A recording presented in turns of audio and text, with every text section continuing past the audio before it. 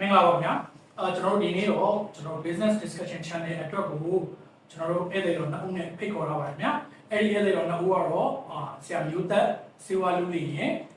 ဒေါက်တာမြင့်ထွန်း Professor ဒေါက်တာမြင့်ထွန်းကျွန်တော်တို့ဆရာနှစ်ဦးကိုဖိတ်ခေါ်ထားပြီးတော့ကျွန်တော်မျက်မှောက်ကာဂျုံတွေ့နေရတဲ့ SME ရဲ့အခက်အခဲတွေပြီးတော့နောက်အဖွင့်လန်းတွေနဲ့လူစွမ်းအရင်းမြစ်နဲ့ပတ်သက်တဲ့ကျွန်တော်တို့စိန်ခေါ်မှုတွေနဲ့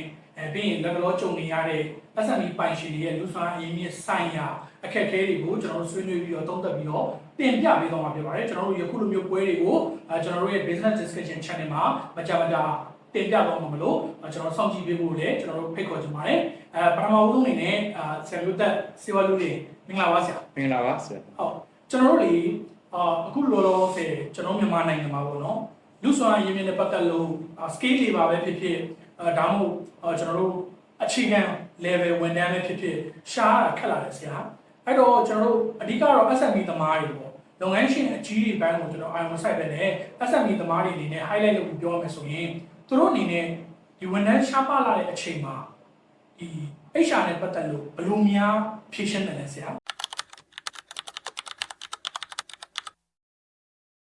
လောလောဆယ်ပေါ့နော်ကျွန်တော်ပြောရမယ်ဆိုလို့ရှိရင်ဝန်ထမ်းရှားပါတယ်ဆိုတဲ့နေရာနှစ်ပိုင်းပေါ့နံပါတ်1ကကျွန်တော်တို့ဘာတွေကြုံတွေ့ခဲ့ရလဲဆိုရင်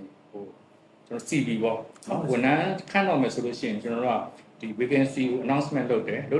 ပ်ပြီးတဲ့အချိန်မှာရလာတဲ့ CV ပေါ့အရင်ခါအချိန်နဲ့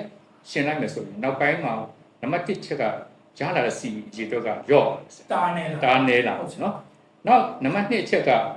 ရလာတဲ့ CV တွေမှာလည်းပြန်ပြီးတော့ကျွန်တော်တို့ review လုပ်လိုက်တဲ့အခါမှာကိုလိုချင်တဲ့ကျွန်တော်တို့လိုချင်တဲ့ standard scale တွေရှိတာเนาะ scale တွေနဲ့ကြည့်လိုက်မယ်ဆိုလို့ရှိရင်လည်း gap ကတော်တော်လေးကွာသွားပြီဟုတ်ဆရာအဲ့တော့နှစ်ခုပေါ့အဲ့တော့ဝန်ထမ်းတွေရှားခက်တယ်ဆိုတာအဲ့နှစ်ပိုင်းပေါ့နံပါတ်1ကကျွန်တော်ရလာတဲ့ CV တွေအတွက်ကရော့လာတယ်နောက်နံပါတ်2ချက်ကတော့အဲ့ဒီရလာတဲ့ CV တွေမှာလည်းကြည့်လိုက်လို့ရှိရင်ကိုလိုချင်တဲ့ scale ပေါ့ scale ကလည်းရော့လာတယ်เนาะ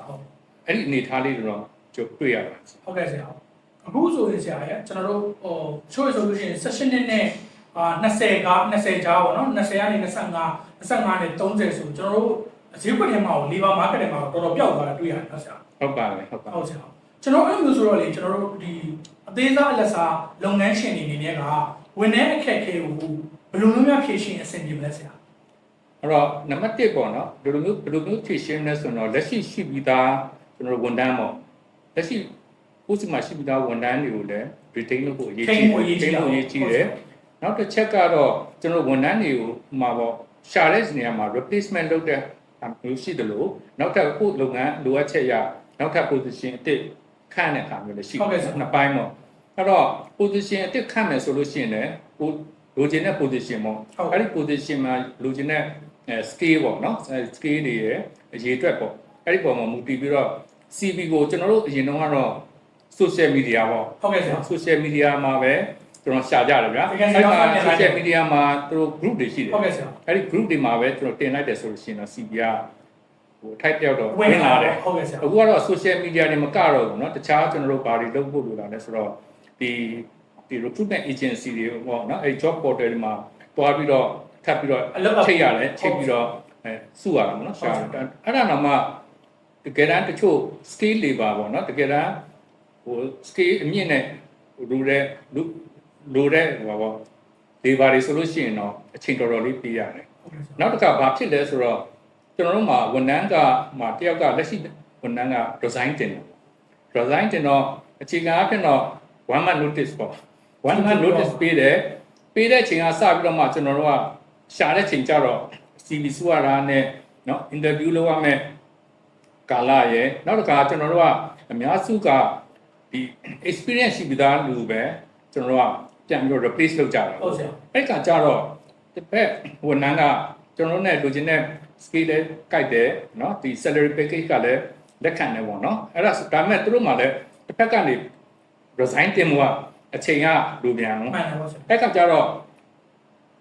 အချိန်ကတော်တော်လေးဒီလက်ရှိဝန်ထမ်းထွက်ပြီးသွားတဲ့နောက်ပိုင်းမှာတော့မှ replace လုပ်ဖို့ကချက်ချင်း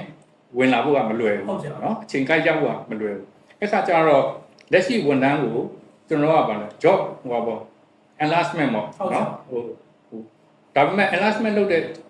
ဆိုတဲ့နေရာမှာလည်းတိတ်ပြီးတော့ overload job လုံး over မဖြစ်အောင်မများစေမှုနဲ့အရေးကြီးတာ ဟုတ်ကဲ့ အဲ့တော့တနည်းအားဖြင့်ပြောရင်တော့ Discord နေရာမှာတော့ multitasking တော့ဖြစ်သွား ရောင်းမောင်းစားပုံစံမျိုးတွေပဲ ဟုတ်တယ်ဟုတ်တယ် ကျေးဇူးတင်ပါတယ်ဆရာ